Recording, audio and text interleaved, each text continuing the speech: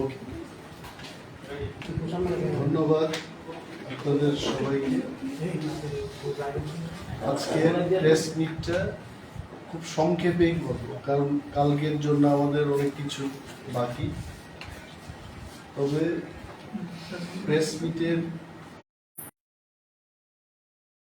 এটা হলো গতকাল বা কয়েকদিন আগে 27 June 2023 Kokborok script, the script of Kokborok language, একটা নোটিফিকেশন বেরিয়েছে under secretary government of Tripura, এটা সাইন করেছে।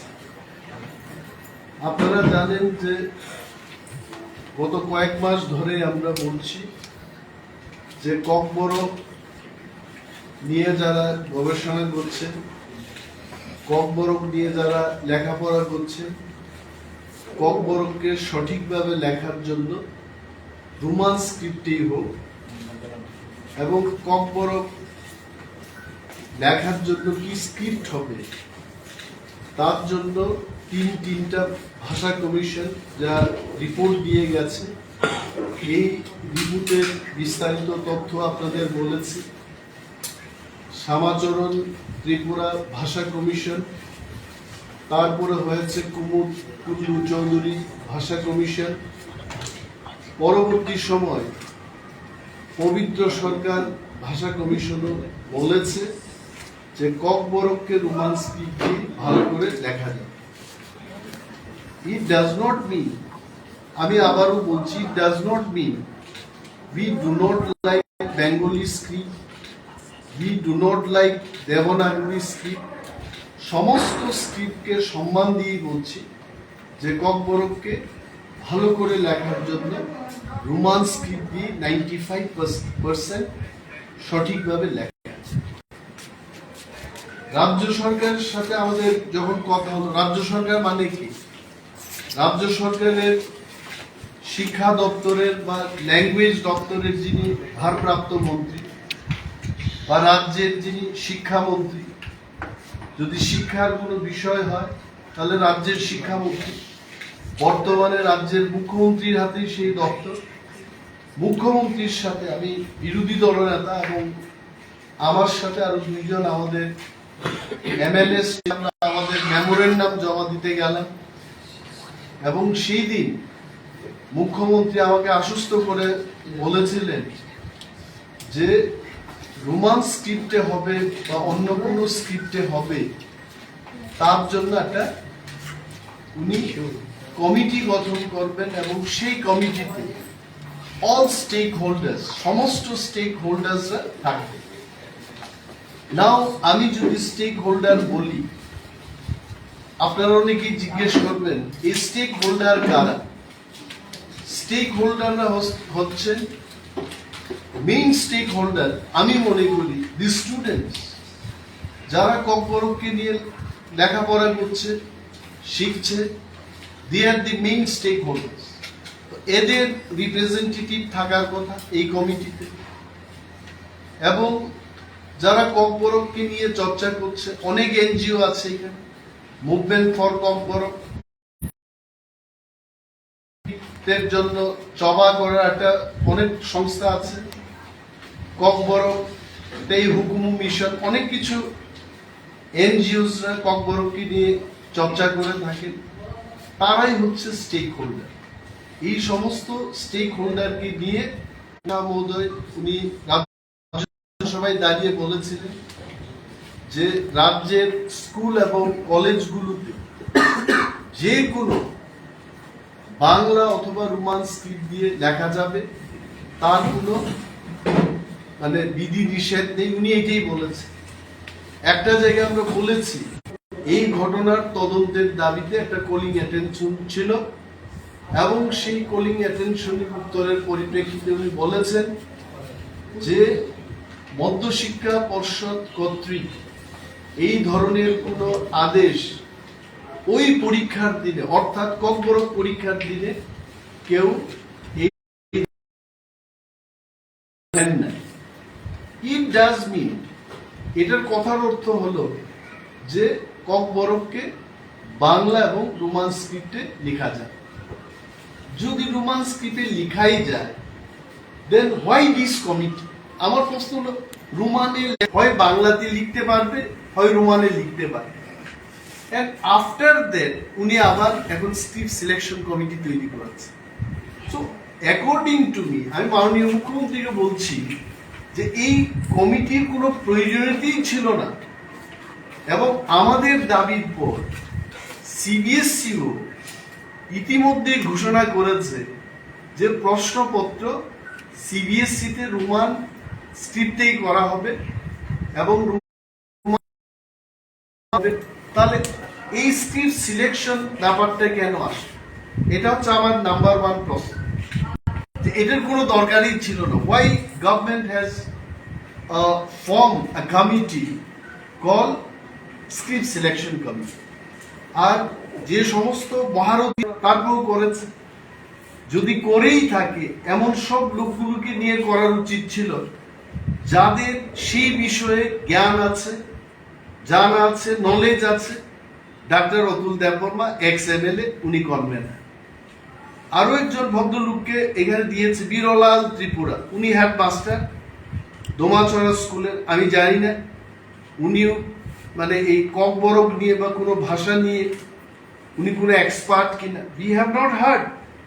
আর ধীরেন্দ্র কলই সম্পর্কে আমি যা জানি, এই ভদ্রলোকের বাড়িতেই ককবরকের কথা বলেন না উনারা। তার কারণটাও আছে। আমি এই সাংবাদিক সম্মেলনে আসার আগে খবরও নিয়েছি। একজন কলই, উনার তো ককবরকে কথা বলার কথা বাড়িতে। ব্যাপারটা হচ্ছে উনি একজন বাঙালি মহিলাকে বিয়ে করেছেন এবং মহিলার কোনোদিন ককবরক শিকার কোনো পরিবেশ উনি পাননি। তো ডেফিনেটলি মহিলা যেভাবে কথা বলেন, কথা বলা হয় না। এই লোকটাকে নিয়ে এখানে কমিটিতে একটা committee composition, Shri Dhirendra Kaloi, ex Tripura state government employee. উনি কি পিয়ন ছিলেন, উনি টিসিএস অফিসার ছিলেন, না উনি সুইপার ছিলেন, না উনি বিজ্ঞানী ছিলেন, nothing. X Tripura state government employee. কোন দপ্তরে কি বিষয়ে, নাথিং। মানে যে কাউকে নিয়েই কমিটি করা যাবে, মানে সমস্ত এক্সদের দিয়ে এক্স এমএলএ, মানে এমএলএ যদি যোগ্যতা হয় ভাষা সাহিত্য চর্চা, এমএলএরাই যদি তার দায়ী মানে গ্রহণ করতে পারে, সেই বিষয়ে যদি তার জানা থাকে, তাহলে আরো ভালো ভালো এমএলএরা যারা আরো বেশি করে লিখেন, লেখালেখি যারা করেন, তাদেরকে নিয়ে করতে পারে। নরেশ জমাতিয়াকে আমি দেখেছি, যদি উনি সিপিএম পার্টির হতে পারেন, উনিও বেশ লেখালেখি করেন, ওনাকে নিয়ে করতে পারতেন। ওয়াই ডাক্তার অতুল দেববর্মা? আমি শুনেছি ডাক্তার অতুল দেববর্মার বাড়িতেও দিল্লিতে, উনি তো আসলে দিল্লিতে চাকরি করতেন, উনি আসছেন নির্বাচনে প্রতিদ্বন্দ্বিতা করার জন্য, উনার বাড়িতেও নাকি ককবরকে কথা হয় না, হয় ইংরেজিতে হয় হিন্দিতে কথা বলে। ওরা ছেলে মেয়েদের সাথে ইংরেজি এবং হিন্দিতে, এই সমস্ত লোকগুলোকে নিয়ে একটা কমিটি করেছে। আমার বক্তব্য হলো যে ককবরককে নিয়ে এই ধরনের আচরণ সরকারের কেন? উই কন্ডেম দিস, এটার উচিত নয়। ককবরক কি স্ক্রিপ্টে লেখা হবে, মুখ্যমন্ত্রী বলেছেন বিধানসভায়। ওই কলিং অ্যাটেনশনে যখন বললাম যে এই ধরনের ইনস্ট্রাকশন মধ্যশিক্ষা পর্ষদ থেকে পরীক্ষা সেন্টারে কেউ দিয়েছে কিনা, উনি বলেছেন দেওয়া হয়নি, রোমান স্ক্রিপ্টে লেখা যায়। Then what is the point of bringing this script selection committee? আর এই কমিটিকে বানচাল করা হোক, এইসব লোক দিয়ে এইসব কমিটি হয় না। ভাষার উপর যদি কিছু করতে হয়, আমি স্ক্রিপ্টের কথা বলছি, then there are so many learned people, let them come and take this responsibility. উনারা করবে, রাজনীতি যারা করবে। why all these people have been engaged for this? আর এছাড়া যে অর্ডারটা, আই এম টেলিং, আপনারা মিডিয়া বন্ধুরা আপনারা আমার চেয়েও আরো সচেতন এই ব্যাপারে। একটা কমিটি যখন হয়, এই কমিটির ফাংশনটা কি এটাও তো বললো না এখানে। আর তার মেয়াদ কত হবে, তার উদ্দেশ্যটা কি, নাথিং ইজ মেনশন। একটা কমিটি করতে হবে, করেছে। There has to be aim and objective. তারা কি রিপোর্ট দেবে সরকারের? Nothing is mention. চিঠিটা আমার কাছে আছে। The terms and conditions for the committee would be as follows. বলছে যে Kokborok speaking committee promote its preservation and growth. The committee will submit detailed report and recommendation to the Honorable Minister Tribal Welfare Department. মানে কি বিষয়ে রিপোর্টটা দেবে? They are telling they will submit report on what? কিসের উপর? Convener কমিটির meeting regular বেসিসে করবে, কাদের নিয়ে, কিসের উপর? টিআরআই আছে, ট্রাইবাল রিসার্চ ইনস্টিটিউট, ককবরক ল্যাঙ্গুয়েজের ডাইরেক্টরেট আছে, ওদের কাজ কি? হোয়াট ইজ দি, এরা করবে সব কাজ। কমিটি বসিয়ে দিয়ে বলছে এটা টাইম টু টাইম মিটিং করবে এবং ডিটেইল রিপোর্ট দেবে। কি রিপোর্ট দেবে? সো দিস আর অল আসলে কি হচ্ছে, এই সরকারটা ডিসিশন, এটা বাংলায় এক সময় এক কথা বলছে। যদিও ককবরক নিয়ে এটাই আমার কথা, দিস উই ওয়ান্ট এই কমিটিটা ড্র করা হোক, this committee is not required, এটাই কিন্তু কনক্লুশন। আরেকটা বিষয় হচ্ছে, বারবার গত বিধানসভাতে আমি এসটিজিটি আমি অনুরোধ করব আমাদের প্রিন্ট মিডিয়ার বন্ধুরা বিশেষ করে, একটা বিষয় হচ্ছে ককবরক। আর আসলে বলার তো অনেক কিছু আছে, কিন্তু আজকে only two issues I take. STGT, আমি যখন বিধানসভায় এই এসটিজিটিদের ব্যাপার নিয়ে কথা বলি, তখন মাননীয় মন্ত্রী মহোদয় বলেছেন যে এটা কোর্টের ব্যাপার, কোর্টে আছে, কোর্টের সিদ্ধান্ত ছাড়া আমরা কিছু বলতে পারবো না। Very good.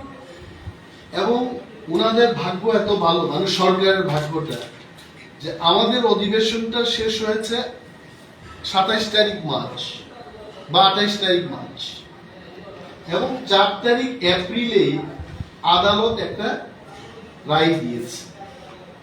সরকার আপিল করেছে। এখানে কি হয়েছে, 230 পোস্ট এর এগেইনস্টে সরকার একটা নোটিফিকেশন এনেছিল 15 জুলাই 2022, মানে 230টা পোস্ট ফিল আপ করা হবে গ্রাজুয়েট টিচার। তার মধ্যে আমি ST, I belong to schedule tribe. তার কথার অর্থ এটা না যে রাজ্যের সমস্ত নন এসটি দের বুকের উপর দাঁড়িয়ে এসটিদের সমস্ত কিছু দেওয়া হোক, এটা আমার উদ্দেশ্য। I don't want that. আমাকে যদি এটা কেউ দিতে চেষ্টা করে, আমি তার বিরুদ্ধে আদালতে যাব, এটা হয়। ভারতবর্ষ একটা গণতান্ত্রিক দেশ, এখানে যার যেটা প্রাপ্য তাকে এটাই দাও। কি করেছে এটার মধ্যে 230টার মধ্যে 172 জন এসটি কে চাকরি দেবে, এবং ইউআর ক্যাটাগরির 29 জনকে দেবে, এসসি দের 29 জন। যারা নোটিফিকেশনটা করেছে ওই ভদ্রলোকের জানা ছিল যে কোনো না কোনো ইউআর ক্যাটাগরির লোক এটার এগেনস্টে যান। কারণ 230টার মধ্যে যদি 31% এসটিদের দিতে হয়, আমি অঙ্ক এত জানি না, তারপর এখানে বসে ক্যালকুলেট করছি, 60, 70, 80টার মতো চাকরি যাবে এসটি 230টার মধ্যে, এবং এসসিদের যা পার্সেন্টেজ আছে এটা এসসিদের যাবে 17%, ম্যাক্সিমাম সংখ্যাটা যাবে ইউআর। কিন্তু এটাকে উল্টা করেছে, কারণ এটার অর্থ হচ্ছে বিস্কিটটা দেখাবো কিন্তু খেতে দেব না। আদালতে গেছে ঠিক প্ল্যান মাফিক, this are all plan wise. তারপর যে আমি এটা মানছি না, এখানে রোস্টার মানা হচ্ছে। দেন আদালত কি বলেছে? আদালত সরকারকে বলেছে যে 50%-এর বেশি রিজার্ভেশন হয় না। ইউ স্টেট গভর্নমেন্ট, তুমি 50% রিজার্ভ রেখে সমস্ত কিছু কাজ করবে। তারপরেও স্টেট গভর্নমেন্ট এসটিদের দরদ দেখাতে গিয়ে বলেছে যে না, আমরা আপিল করছি, এটাতে ছাড় দেওয়া হোক। এখানে 4টা বিষয় উল্লেখ করেছে তাদের পিটিশন। রাজ্য সরকার বলছে না না, আমরা তো এসটিদের জন্য বেশি করে চাকরি দিতে চাই। Since the constitutional amendment has given wide power and specific steps to carry forward the earmark and earmark vacancy which supersede the Tripura SC and ST Reservation Act 1991, and thereby the findings of the Honorable Court is required to be reviewed by calling the directions. এখানে অনেকগুলো আইন দেখিয়েছে তারা, যে অনেক বছর যাবত এদের নেওয়া হচ্ছে না, তো বেশি করে এদের ফেসিলিটিস দেওয়ার জন্য এখানে অনেকগুলো, আমি পড়ছি না, এত ডিটেইলসে যাব না। সুপ্রিম কোর্টে কি রায় দিয়েছে, তাকেও এরা বলেছে না, এটাকে ছাড় দেওয়া হোক। হাইকোর্টে কি বলেছে, এটাকে ছাড় দেওয়া। ত্রিপুরা হাইকোর্ট আই থিঙ্ক এটা 4 তারিখ এপ্রিল 2023 একদম ক্লিয়ারলি বলে দিয়েছে, this present review petition is dismissed and the impunged judgment and order is come. অর্থাৎ বলেছে যে আগের যে রায় বলেছে 50%-এর বেশি রিজার্ভেশন করা যাবে না। এখন কি হয়েছে, ডু ইউ নো? রাজ্যের মানুষের জানা উচিত, মোর দেন 9000 গ্রাজুয়েট বেকাররা এরা এসটিজিটি পরীক্ষায় বসেছে এবং অলরেডি 9 মান্থস পেরিয়ে গেছে। রাজ্য সরকার এদের রেজাল্ট দিচ্ছে না, মেরিট লিস্ট তৈরি করছে না, এবং এই কোর্টের এই অর্ডারে এখন এদের ভবিষ্যৎ কি হবে? যে নোটিফিকেশনটা বেরিয়েছিল, এই নোটিফিকেশনটা ক্যান্সেল করে দিয়েছে। এখন আমার মনে হচ্ছে রাজ্য সরকার বলবে, যেহেতু কোর্ট বলেছে নোটিফিকেশনটা আমরা ক্যান্সেল করেছি এবং তোমরা যা পরীক্ষা দিয়েছো এই পরীক্ষাটা আমরা ক্যান্সেল করে দেব। So state government is playing with the youths of the state educated. আপনারা জানবেন, রাজ্যের মানুষের জানা উচিত যে এসটিজিটি যে পরীক্ষা, এই পরীক্ষায় বসার জন্য গ্রাজুয়েশনে 50% মার্কস পেতে হবে, বিএড পরীক্ষায় 50% মার্কস পেতে হবে, তারপরে এসটিজিটিতে you can sit for the exam. এবং আমার কাছে যা খবর আছে, বিতর্কত খবর, টিআরবিটি বলেন, টিচার্স রিক্রুটমেন্ট বোর্ড ত্রিপুরা, মাত্র 1300 জন ছাত্রছাত্রীরা বা আনএমপ্লয়েড গ্রাজুয়েটরা এরা কোয়ালিফাই করেছে। এই 1300 জনকে এরা চাকরি দিতে চায়। এন্ড আই আপিল, গভর্নমেন্টকে আমি আপিল করছি, যুবকদের সাথে খেলাধুলা করবেন। I tell you, the youth, আমাদের দেশের I don't know the actual figure, maybe more than 50% youth এই দেশের নাগরিক এবং রাজ্য একই ব্যাপার। আরো একটা কথা এখানে বলি, যে আমার দাবি হলো যারা পরীক্ষা দিয়েছে এদের পরীক্ষাটা বহাল থাকে, it has to be there. এরা পুনরায় যেন এদের পরীক্ষা দিতে না। আরটিআই এর ইনফরমেশনে আমি দেখেছি এটা আরটিআই করা, এই আরটিআইটা করা হয়েছে 12 তারিখ নভেম্বর 2022। আরটিআই এ বলেছে এসটিজিটির পোস্ট খালি হচ্ছে 5304টা পোস্ট। তাহলে 5304 জনকে নেওয়াই যায় যারা পরীক্ষা দিয়েছে। এদের মধ্যে যদি 1300 জন বা 2000 5000 যদি কোয়ালিফাই করে থাকে, all of them, all the people who have qualified, নতুন করে পরীক্ষা না নিয়ে এদের জন্য চাকরিতে নেওয়া, দিস ইজ মাই ডিমান্ড। এবং আর একটা কথা আমি বলি, কিছুদিন আগে কোনো এক মাননীয় মন্ত্রীকে সেক্রেটারিতে বসে সাংবাদিক সম্মেলনে বলতে শোনা গেছে, একদম 1-1.5 মিনিটের একটা ক্লিপিংস আমি দেখেছি। আমি একবার এই প্রেস মিটের আগে আরো একটা প্রেস মিট করেছিলাম, তখন আমি দাবি উত্থাপন করেছিলাম যে রাজ্যে বেকার যুবক যুবতীদের কাজকর্ম বাইরের লোকেরা এসে খাচ্ছে। এবং এটা কেন হচ্ছে? পিআরটিসি ব্যাপারটা নিয়ে। তো মন্ত্রিসভা এখন কি বলছে? যে পিআরটিসি এখন দরকার। আমি এইখানেও এই মন্ত্রী বলছেন যে এখন পিআরটিসি দিয়ে আমরা করব। আমি জানি না এটা আমার খারাপ চিন্তা, না আমার ভাবনাটাই খারাপ, না আমার অ্যানালাইসিসটা খারাপ, আমি জানি না। তো আমার মনে হচ্ছে রাজ্যের মানুষ মনে করছে son of the soil will get the job না, কারণ পিআরটিসি এখন যেহেতু চালু হবে, এখন রাজ্যের মানুষ চাকরি পাবে, সবাই খুশি। কিন্তু বাট সরকারের এই দৃষ্টিভঙ্গিও থাকতে পারে, যা যা ইন্টারভিউ হয়ে গেছে, অনেকগুলো ইন্টারভিউ হয়ে গেছে, কিন্তু এবার এটাকে ক্যান্সেল করে ইন দি নেম অফ যে পিআরটিসি দিয়ে আবার নতুন করে ইন্টারভিউ নেয়। তাহলে প্রক্রিয়াটা আরো 1 বছর লাগবে, 1.5 বছর লাগবে, এবং বেকারদের আরো বৃদ্ধ হতে হবে, আরো বয়স হতে হবে। তো আমি সরকারের দৃষ্টি আকর্ষণ করে বলছি যে এটা করবেন না। যা ইন্টারভিউ হয়ে গেছে, ইন্টারভিউটা বহাল থাকুক, এবং যখন নিয়োগটা হবে শুধু পিআরটিসি যাদের নেই তাদেরকে নিয়ে খেলবেন।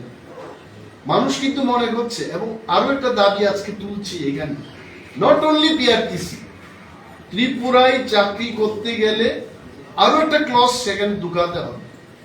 একটা হচ্ছে নয় ককবরক হয় বাংলা, এই he or she should not be given job. তখন সান অফ দি সয়েল আরো মজবুত পাকাপাকি ভাবে আমাদের এখানে সরকারি বেসরকারি সমস্ত চাকরি বাকরির সুবিধা।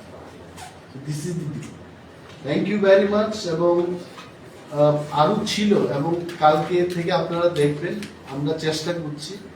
আমাদের প্রশ্ন আমি ধরবো সরকারকে, আমার একটা প্রশ্ন রিজেক্ট করেছে আরেক বিধায়কের একই প্রশ্ন, আমি উদাহরণ দিয়ে বলছি, এটা অ্যালাউ করেছে।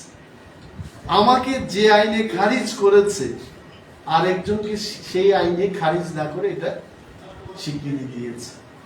We will fight for the people, জনগণের জন্য আমরা এবার কথা বলবো। আবার সমস্ত বিরোধী দল আমরা নিজেদের মধ্যে কথা বলছি, সরকারের বিরুদ্ধে আমরা ঝাঁপিয়ে পড়বো। এবং মন্ত্রী মহোদয়রাও, আমি শুনতে পেলাম অনেক মন্ত্রীরাই গভীর রাত পর্যন্ত ওনারা প্রিপারেশন নিচ্ছেন। ঠিক আছে, মুখোমুখি হবে, এবং আমরাও চাই আমাদের প্রশ্নে জনগণের লাভ হোক।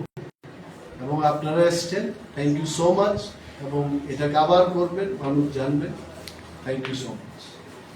এসটিজিটির ব্যাপারটা একটু, এসটিজিটি এটা ক্যান্সেল করে দিয়েছে, লাস্ট নোটিফিকেশনটা ক্যান্সেল করে দিয়েছে। কত তারিখ করছে এটা? এটা কত তারিখ করেছে ইদানিং এই আদালতে এপ্রিল মাসের পরেই করেছে। যারা পরীক্ষা দিচ্ছিল তারা টিকে দিত না, এদের সম্পর্কে আদালত কিন্তু কিছু বলে নাই। আদালত শুধু বলেছে যে রিজার্ভেশনটা মেইনটেইন করবে, এটা বলে না। তো এটা আমার দাবি যে পরীক্ষা যেন ক্যান্সেল না। আরে কতবার পরীক্ষা দিব, রিজার্ভেশনের সিস্টেমটা মেইনটেইন করো। হ্যাঁ, মেইনটেইন করো। পরীক্ষা মানে তো টাকা দেওয়া, টাকা দিতে হয়, ইট ইজ নট ফ্রি। না, পরীক্ষা বাতিলের নোটিশটা টিআরবিটি করছে। ইয়েস, একটা হারুস্টার মেইনটেইন। এরপরে তো প্রক্রিয়াটা না, তো সরকার কি করছে? সরকার যে আদালতের রায় যে এরা নোটিফিকেশনই বাতিল করে দিল। আরে সরকার তো নোটিফিকেশন বাতিল করার কোনো দরকারও ছিল না, দিতে পারতো, but you only maintain the roster. তো এখন অনেকের বক্তব্য থাকতে পারে, আরে এখানে এসটির এত সংখ্যায় 230, অনিমেষ বাবু নিজেই এসটি, উনি কেন এটা না বলছে যে নোটিফিকেশনটা এরা ঘোষণা করছে, মানে এটা ক্যান্সেলটা কবে করছে? এটা আমার জানা নেই, তবে এপ্রিল মাসের পরে এই রায়ের পরে করছে। কারেক্ট। এবং তাহলে এখন এদের ফ্রেশ নোটিফিকেশন করতে হবে, এবং মেরিট লিস্টটা এরা বের করবে। এরা কেন 9 মাস এরা এখনো বাইর করে, এটা কি ব্যাপার? না, এখানে সরকারের একটা দৃষ্টিভঙ্গি আছে, মানে এরা জানে খেলবে একটু। ঝামেলা লাগে না। আরো 2 বছর যদি চাকরি দিয়ে না থাকতে